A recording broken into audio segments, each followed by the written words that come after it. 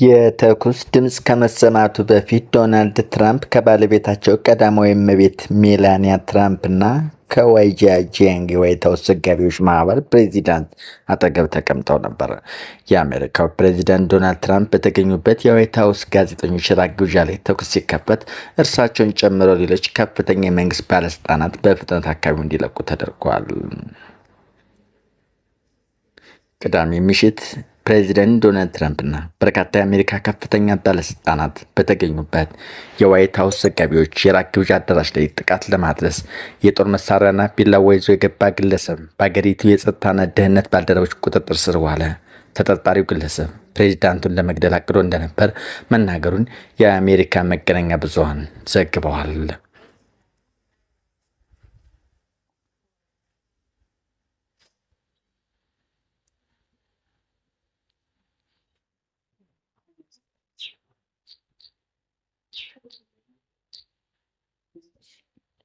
ኢራን ከአሜሪካና ከእስራኤል ጋር እያደረገችው ያለው ጦርነት ከተጀመረበት ዕለት አንስቶ በአገሪቱ ተደጋግሞ የሚነሳ አንድ ቀላል ጥያቄ አለ። ማን ነው አገሪቱን የሚመራት? መደበኛ በሆነ መልኩ መልሱ ግልጽ ነው። ሞጃተባ ኻሜኒ የካቲት 21 2018 ዓ.ም በጦርነቱ የመጀመሪያ ቀን አባታቸው አሊ ኻሜኒ ከተገደሉ በኋላ የጠቅላይ መሪነቱን ስልጣን ተረክበዋል። በተግባር ሲታይ ግን የመሪነት ስልጣናቸው ያለው ምስል የበለጠ ደብዛዛ ነው።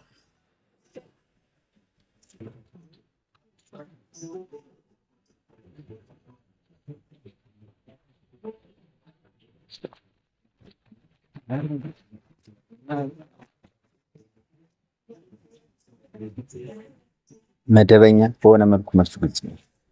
ሞጃተባ ኻሜኒ የካቲት 21 2018 ዓ.ም በጦርነቱ የመጀመሪያ ቀን አባታቸው ናቸው።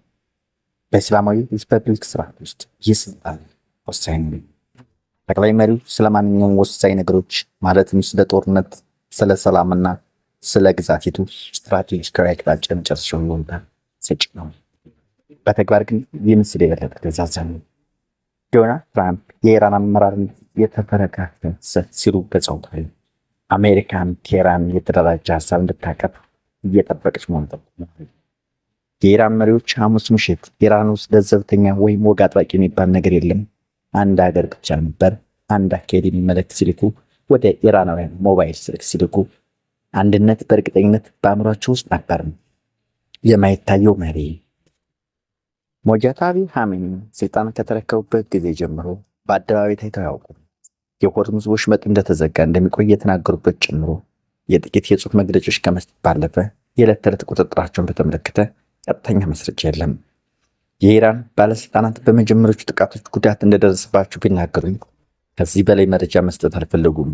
ኒውዮርክ ታይምስን የኢራን ምንጮች ጠቅሶ በዚህ ሳምንት እንደዘገበው ፊታቸው ላይ ብዙ ጉዳቶችን ያጋጥሟቸው ሊሆን ይችላል። ይህም መናገር አዳጋች አድርጎባቸው እንደሚሆን ገምቷል። ፊት ለፊት አለመታያቸው ብዙ ነገር ያጎድላል። በኢራን የፖለቲካ ስርዓት ውስጥ ስልጣን ተቋማዊ ብቻ ሳይሆን ተተግባሪ ተከዋኝ ነው። ሟቹ አሊ ኻሜኒ ዓላማቸውንና ፍላጎታቸውን በንግግሮቻቸው በተመጠኑ እንቅስቃሴዎችና በክፍፍሎች መካከል የሚኖራቸውን አሸማጋይነት አሳይተዋል። ያ ምልክት አሁን በአብዛኛው ጠፍተዋል። ውጤቱም በትርጉም ላይ ክፍተት ፈጥሯል። አንዳንዶቹ ሞጃተባ ኻሜኒ ወደ መሪነት የመጡት ጦርነቱ እንደተጀመረ በመሆኑ የራሳቸውን ስልጣንና ቁጥጥር ለመገንባት ጊዜ አላገኙም ሲሉ ይከራከራሉ። ሌሎች ደግሞ ስለ ጉዳቱ የወጡ ዘገቦችን በመጠቆም ስርዓቱን በንቃት ማስተዳደር ስለመቻላቸው ይጠይቃሉ። ያም ሆነ ይህ ውሳኔ መስጠት ከጦርነት በፊት ከነበረው ባነሰ መልኩ ማዕከላዊ ይሆን ይመስላል። ሲፈልጉ ብቻ ክፍት የሚሆኑት የዲፕሎማሲ በሮች። በወረቀት ላይ ዲፕሎማሲው ከመንግስት ጎን ነው። የውጭ ጉዳይ ሚኒስትር አባስ አራግቺ በኢራን ፕሬዚዳንት ማሱድ ፔዜሽኪያን ስር በመሆን ከአሜሪካ ጋር በሚደረገው ውይይት ቴህራን መወከላቸውን ቀጥለዋል። ነገር ግን ሁለቱም የድርድር አቅጣጫ መልክ የሚያስይዝ ስልታዊ አካሄድ እየነደፉ አይመስሉም። የኢራን ልዑካን ቡድን የሚመራው በፓርላማ አፈ ጉባኤው ወደ ሐማስ ባጋር ጋሊፋ በመሆኑ ስልጣናቸው የበለጠ ጥያቄ ውስጥ ገብተዋል። የአራግቺ ሚና አቅጣጫ ከመስጠት ይልቅ ማስፈጸም ይመስላል። ሆርሙዝ የሚከፈትበትም ሆነ የሚዘጋበትም በተመለከተ የተናገሯቸው በአጭር ጊዜ ውስጥ ተቀይረዋል። የመጀመሪያው በባህር መስመሩ ላይ የትራንስፖርት እንቅስቃሴው እንደቀጠለ መሆኑን ቢናገሩም ይህ ግን በፍጥነት ተቀልብሷል። ይህም ዲፕሎማሲያዊ መስመር በወታደራዊ ውሳኔዎች ላይ ቁጥጥር እንደሌለው በጨረፍታ ያሳያል። ፔዜሽኪያን ግን በግልጽ ሳያሳዩ ራሳቸውን ካገዛዙ ሰፊ አቅጣጫ ጋር አስተካክለዋል። በአንጻራዊ ሁኔታ ለዘብተኛ እንደሆኑ ስለሚቆጠር እስካሁን ድረስ የራሳቸውን ገለልተኛ መስመር በማስመር ጫና ከማድረግ ተቆጥበዋል። በኢስላማባድ ከአሜሪካ ጋር ይደረጋል ተብሎ የነበረው ሁለተኛው ዙር ድርድር ጉዳዩን የበለጠ ያጠናክራል። የዲፕሎማሲ በሮች ክፍት ቢሆንም እንኳ ስርዓቱ ያን ለማክበር ወይም ለመታሰብ ፈቃደኛ አይመስልም። የሆርሙዝ ወሽመጥን መቆጣጠር የኢራን የመደራደሪያ አቅም ምንጭ ነው። ነገር ግን ወሽመጡን ለመዝጋት የሚተላለፉ ውሳኔዎች የሚሰጡት በዲፕሎማሲ ቡድኑ ሲሆን በሐመድ ሻሂድ የሚመራው ኢስላማዊ አብዮታዊ ዘብ ነው። ይህም እውነተኛ ኃይል ከጀርባ ሆነው አመራሩን በሚዘውሩት ተዋናኞች እጅ ውስጥ መሆኑን ያመላክታል። ከቀደሙት ቀውሶች በተለየ እነዚህ ወሳኝ እርምጃዎች በግልጽ በማን እንደሚተላለፉ ለማወቅ የሚቻልበት መንገድ የለም። በምትኩ በተደጋጋሚ የሚስተዋለው በመጀመሪያው እርምጃ መውሰድ በኋላ መልእክቶቹን ማስተላለፍ የሚለው ሲሆን ይህም ቢሆን ሁልጊዜ ወጥነት የለውም። በተግባር የሆርሙዝን ወሽመጥ መዝጋት ወይም በባህረ ሰላጤ ውስጥ ያሉ ኢላማዎችን ማጥቃት የአብዮታዊ ዘቡ ኃላፊነት ሲሆን ይህም የቀውሱን ፍጥነት ይወስናል። ፖለቲካዊና ዲፕሎማሲያዊ ምላሾች ብዙውን ጊዜ ከመምራት ይልቅ የሚከተሉ ናቸው። ይህ ማለት በመንግስት የተለያዩ አስተዳደር ኮኖች ውስጥ መፍረክረክ አለ ማለት አይደለም። ነገር ግን ግልጽ የሆነ የፖለቲካ ጣልቃ ገብነት በሌለበት ጊዜ የአብዮታዊ ዘቡ የአሰራር ነጻነት ቢያንስ ለጊዜው እየሰፋ መምጣቱን ይጠቁማል። መሐመድ ባጋር ጋሊፍ አገሪቱ እንዲህ ትርምስምሷ ባወጣበት ወቅት ከመካከል ተገኝተዋል። ጋሊባፍ አሁን የፓርላማው አፈ ጉባኤ ቢሆንም ከዚህ በፊት የአብዮታዊ ዘብ አዛዥ ነበሩ።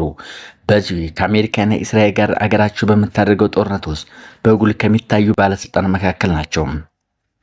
የኢራንን ተደራዳሪ ልዑክ የሚመሩ ሲሆን የሀገራቸውን አቋም ለህዝቡ ይፋ የሚያደርጉ አንዳንድ የጦርነት በርዕዮተ ዓለም ሳይሆን በተግባር የሚያስረዱ ናቸው።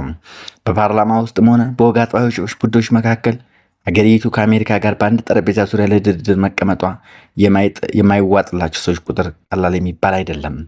አክራሪ ቡድኖች የሚያስተላልፏቸው መልእክቶች ከጊዜ ወደ ጊዜ እየጎሉ መጥተዋል።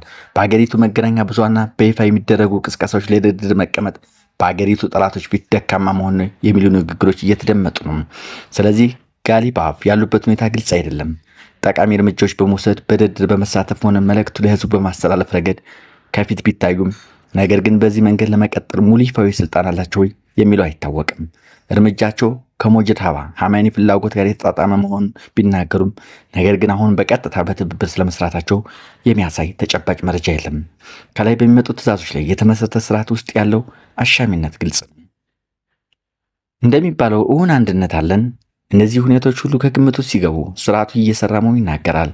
ነገር ግን እየተመራ ያለው በተቀናጀ መልኩ አለመሆኑን ያሳብቃሉ። የጠቅላይ መሪ ስልጣን አለ፣ ነገር ግን በግልጽ ተግባር ላይ አይውልም። ፕሬዚዳንቱ ከስርዓቱ ጋር እጅ እና ጓንት ናቸው፣ ነገር ግን አመራር አይሰጡም። ዲፕሎማሲ አለ፣ ግን ወሳኝ አይደለም። ንግግሮችና ድርድሮች እየተካሄዱ ነው፣ ነገር ግን ግልጽ ውጤት አያመጡም። ወታደሩ ቁልፍ መደራደሮች ይዟል፣ ነገር ግን በግልጽ የሚታይ መሪ የለውም። የፖለቲካ ሰዎች ወደፊት ሲመጡ ይታያል፣ ነገር ግን ቅቡልነታቸው ላይ ጥያቄ ይነሳል። ይህ መፈራረስ አይደለም። እስላማዊ ሪፐብሊክ አሁንም እንደቀጠለ ነው፣ ነገር ግን የበለጠ ስውር የሆነ ነገር መኖሩን ይጠቁማል። ስርዓቱ የሆርሙዝን ወሽመጥ መዝጋት የመሰሉ ቁልፍ መደራደሮች በእጁ ናቸው፣ ነገር ግን በተለይ ሁኔታዎች በሚከሩበት ይህን አቅሙን በግልጽና በውጤታማ ዕቅድ ለመምራት ሲውተረትር ይስተዋላል።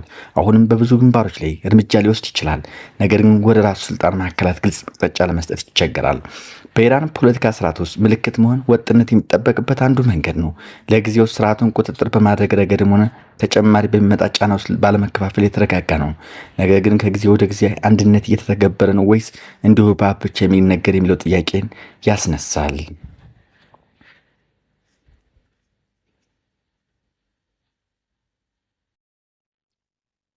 በነዳጅ ዋጋ መናር ገቢው የደራለት የኤሌክትሪክ መኪና አምራቹ ባይኦዲ በዋይት ሀውስ የጋዜጠኞች የራት ግብዣ ላይ የተኩስ ቢከፈት ትራምፕ ጉዳት እንዳደረሰባቸው ተገለጸ። ትራምፕ በተገኙበት የዋይት ሀውስ ጋዜጠኞች የራት ግብዣ ላይ ተኩስ ሲከፈት የተፈጥሮ ትርምስ የሚያሳይ ምስል አለ። በዋይት ሀውስ የጋዜጠኞች የራት ግብዣ ላይ ተኩስ ቢከፈትም ትራምፕ ጉዳት እንዳልደረሰባቸውም ተገልጿል። ቅዳሜ ምሽት ፕሬዚዳንት ዶናልድ ትራምፕ እና በርካታ የአሜሪካ ከፍተኛ ባለስልጣናት በተገኙበት የዋይት ሀውስ ዘገቦች የኢራን ግብዣ አዳራሽ ላይ ጥቃት ለማድረስ የጦር መሳሪያና ቢላዋ ይዞ የገባ ግለሰብ በአገሪቱ የጸጥታና ደህንነት ባልደረቦች ቁጥጥር ስር ውሏል። ፕሬዚዳንቱም ምንም ጉዳት አልደረሰባቸውም። ትራምፕ የታመመ ሰው ሲሉ የገለጹት ተጠርጣሪ የ31 ዓመቱ ኮል ቶማስ አለን ሲሆን የቶሮንቶስ ካሊፎርኒያ ነዋሪ እንደሆነ ሁለት የህግ አስከባሪ ባለስልጣናት ለኤፒ ተናግረዋል። ተጽዕኖ ስታንዳር ይከታተለዋል፣ ተጽዕኖ በማትፈጥርበት ጊዜ ደግሞ ይረሳዋል ሲሉ ትራምፕ ከጥቃቱ ከ2 ሰዓት በኋላ በዋይት ሀውስ ተናግረዋል። ግለሰቡ ጥቃቱን ብቻው መፈጸሙና ሌላ ሰው አብሮት አለው ብሎ ለማመን ምንም ምክንያት የለም ሲሉ የዋሽንግተን ከንቲባ ሙሪየል ባውሰር ገልጸዋል። ትራምፕ በማህበራዊ ሚዲያ ገጻቸው ላይ በለጠፉት ቪዲዮ ተጠርጣሪው የደህንነት መከላከያዎችን አልፎ ሲሮጥና የደህንነት አባላት ሲከተሉት ያሳያል። ለህዝቡ ምንም አይነት ተጨማሪ አደጋ አይመስልም በማለት ባውሰር በሌላ ጋዜጣ መግለጫ ተናግረዋል። እራት ግብዣ ላይም ትራምፕ ምክትል ፕሬዚዳንት ጄዲ ቫንስ፣ የመከላከያ ሚኒስትር ፔት ሄግሴት፣ የውጭ ጉዳይ ሚኒስትር ማርኮ ሩቢዮ እና ሌሎች በርካታ የትራምፕ አስተዳደር ባለስልጣናት ተገኝተዋል። በሀገሪቱ የደህንነት አባላት ጥበቃ የሚደረግላቸው ሁሉም ባለስልጣናት ከቦታው እንዲወጡ ተደርጓል። እንደ አውሮፓ አቆጣጠር ከ2024 ወዲህ ፕሬዚዳንት በአቅራቢያቸው ጥቃት ሲፈጸም ይህ ለሶስተኛ ጊዜ ሲሆን ባትረል ፔንሲልቪያን በተደረገባቸው የመግደል ሙከራ ጉዳት የደረሰባቸው ሲሆን በስፍራው የነበረ የእሳት አደጋ መከላከል ሰራተኛ መገደሉ የሚታወስ ነው። ፕሬዚዳንቱ ዛሬ ማንም ሰው ከዚህ በፊት አይቶት የማያውቀው ጥበቃ ያስፈልገናል፣ ማንም ሰው ማህበረሰቦችን እንዲቆጣጠር አንፈቅድም ብለዋል። ተጠባባቂ ጠቅላይ ህግ ቶድ ብላንቺ ቅዳሜ ምሽት ከተፈጸመው ጥቃት ጋር የተያያዘ ክሶች በቅርቡ እንደሚጀመሩና የራት ግብዣው ላይ ከተከሰተው ጋር የተያያዙ ክሶች ግልጽ እንደሚሆን ተናግረዋል። ምርመራው መጀመሩን አጽንኦት ሰጥተዋል። የኤፍቢአይ ዳይሬክተር ካሽ ፔታል በበኩላቸው ከቦታው የተገኘ ረዥም የጦር መሳሪያና ጥይት እየተመረመረ መሆኑን እንዲሁም በራት ግብዣው ላይ የነበሩ ሰዎች ምስክርነት እየተቀበሉ መሆኑን ተናግረዋል። መረጃ ያለው ማንኛውም ሰው እንዲተባበርም ጠይቀዋል። አንዳንዶቹ እየተመገቡ በነበረበት ወቅት ሁካታ መፈጠሩና መጀመሪያ ላይ መመገቢያ ሳህን የወደቀ እንደመሰላቸው ትራምፕ ቢገልጹም አንዳንድ ጋዜጠኞች ከ5 እስከ 8 የተኩስ ድምፅ እንደሰሙ ገልጸዋል። እንግዶቹ በጠረጴዛው ስር ለመደበቅ ሲገደዱ የጸጥታና ደህንነት አባላት ቦታውን በፍጥነት ተቆጣጥረውታል። በኋላም የራት ግብዣው እንዲቀጥል ለማድረግ ቢሞከርም ተሰርዞ በሌላ ቀን እንዲደረግ ተወስኗል። ግብዣውን እንደገና እናሰዳለን ሲሉ የዋይት ሀውስ ዘጋቢዎች ማህበር ፕሬዚዳንት ዋይጂሪያ ጃንግ ተናግረዋል። በዝግጅቱ ላይ የተገኙት አፈ ጉባኤ ማይክ ጆንሰን ባለቤታቸው ኬሊ ዛሬ ማታ ለሀገራቸው እንጸልይ ብለዋል። የምክር ቤቱ ዲሞክራሲ ፓርቲ መሪ የኒውዮርኩ ሐኪም ጄፈርስ በበኩላቸው በአሜሪካ የተከሰተው አመፅና ትርምስ ማብቃት አለበት ሲሉ ተናግረዋል። የትራምፕን ንግግር ሲጠባበቁ የቆዩት በመቶች የሚቆጠሩ ታዋቂ ጋዜጠኞች፣ ታዋቂ ሰዎችና የሀገር መሪዎች ከአዳራሹ በፍጥነት እንዲወጡ ተደርጓል። የብሔራዊ ጥበቃ አባላት ሰዎች እንዲወጡ በፈቀደላቸውም ወደሆኑ ተመልሰው እንዲገቡ አላደረጉም። ከውጭ ያለው ደህንነት እጅግ ጥብቅ እንደሆነ ተደርጓል።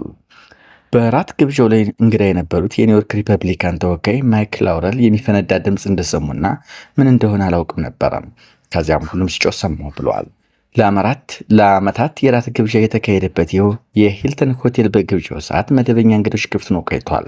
የራት ግብዣው የተካሄደበት አዳራሽ ግን ከፍተኛ ጥበቃ ቢደረግበትም ወደ ራት ግብዣው የማይገቡ ሰዎች ላይ ብዙም ፍተሻ አልተደረገም። ይህ አይነት ሁኔታ ባለፉት ዓመታት በመግቢያና አዳራሽና በሌሎች የህዝብ መሰብሰቢያ ቦታዎችም የተቃውሞ ሰልፎችና ረብሻዎች እንዲፈጠር ምክንያት ሆኗል።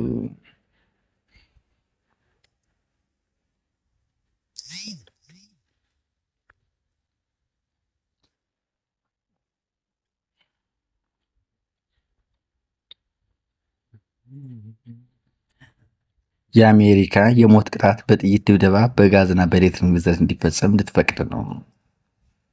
የአሜሪካ ፍትህ መስሪያ ቤት የአገሪቱ የፌዴራል ማረሚያ ቤቶች የሞት ቅጣት የሚፈጸምባቸው ዘዴዎች ዝርዝር ውስጥ በጥይት መደብደብ፣ በጋዝ ማፈንና የኤሌክትሪክ ንዝረት እንዲያካትት ትዕዛዝ ተላለፈ። ዓርብ ዕለት ይፋ በሆነው ባለ 48 ገጽ ሰነድ መስሪያ ቤቱ የሞት ቅጣት እንደሚያጠናክር ገልጸዋል። ይህ እርምጃ እጅግ ጨካኝ በተሞላባቸው ወንጀሎች ለመከላከል፣ ለተጎጂዎች ፍትህ ለመስጠትና ለሟች ቤተሰቦች ለረጅም ጊዜ የዘገየ መጽናኛን ለመስጠት እንደሚረዳም በሰነዱ አብራርቷል። የቀድሞ የአሜሪካ አስተዳደር በአብዛኞቹ ፌዴራል የሞት ቅጣቶች ላይ እገዳ ጥሎ ነበረ። የቀድሞ ፕሬዚዳንት ጆ ባይደን ስልጣናቸውን ከመልቀቃቸው በፊት የሞት ቅጣት ከተፈረደባቸው 40 የፌዴራል እስረኞች መካከል ለ37ቱ ምህረት አድርጓል። ፕሬዚዳንቱ የተረከቡት ዶናልድ ትራምፕ በበኩላቸው ወደ ቤተ መንግስት በገቡ የመጀመሪያው ቀን ፍትህ መስሪያ ቤቱ የሞት ቅጣትን እንዲያስጀምር ትዕዛዝ ሰጥተዋል። መስሪያ ቤቱ አሁን ለማረሚያ ቤቶች በላከው መልእክት ፔንቶባርቢታል የተባለው መድኃኒት በመርፌ በመውጋት ለሚፈጸም የሞት ቅጣት ያለውን ድጋፍ ገልጿል። አሜሪካ ከአውሮፓውያኑ 1993 ጀምሮ የፌዴራል የሞት ቅጣቶችን ለማስፈጸም የሚጠቀመው ይህን ዘዴ ሲሆን ተሟጋቾች ግን ጭካኔ የተሞላበት የግድያ ዘዴ ነው በማለት ተቃውሞ ያቀርቡበታል። ቅርብ ዓመታት ወዲህ ደግሞ መድኃኒት ማግኘት አስቸጋሪ እየሆነ መጥቷል። ቅጣቱ የሚፈጸመው አማራጩን ማስፋቱ ይህን መድኃኒት ባይገኝም እንኳ ህጋዊ የሞት ቅጣቶችን መስፈጸም ለማረጋገጥ እንደሚረዳ የፍትህ መስሪያ ቤቱ ገልጸዋል። ፕሬዚዳንት ትራምፕ ለሞት ቅጣታቸው ያላቸውን ድጋፍ ለረጅም ጊዜ ሲገልጹ ቆይተዋል። በመጀመሪያው የስልጣን ዘመናቸው በፌዴራል መንግስት ደረጃ ለ20 ዓመታት ተጥሎ የነበረውን የሞት ቅጣት እንዳያነሱ ያደርጓል። በዚህም በስልጣን ዘመናቸው 14 ሰዎች የሞት ቅጣት ተፈጽሞባቸዋል። በጥር 25 በድጋሚ ወደ ስልጣን በተመለሱት የመጀመሪያው ዕለት የወንጀሉ ክብደት እንዲፈጸም የሚያደርግም ሁሉም ወንጀሎች እንዲሁ ህገወጥ ስደተኛ ህግ አስከባሪ ካልን በሚገደልበት ወቅት የሞት ቅጣት ተፈጻሚ እንዲሆን የሚያደርግ ፕሬዚዳንታዊ ትዕዛዝ ፈጽመዋል። ዜናዎቻችን ከቢቢሲ ተናቸዋል። ሸር ላይክ እያደረጋችሁ ለመከታተሉ አመሰግናለሁ።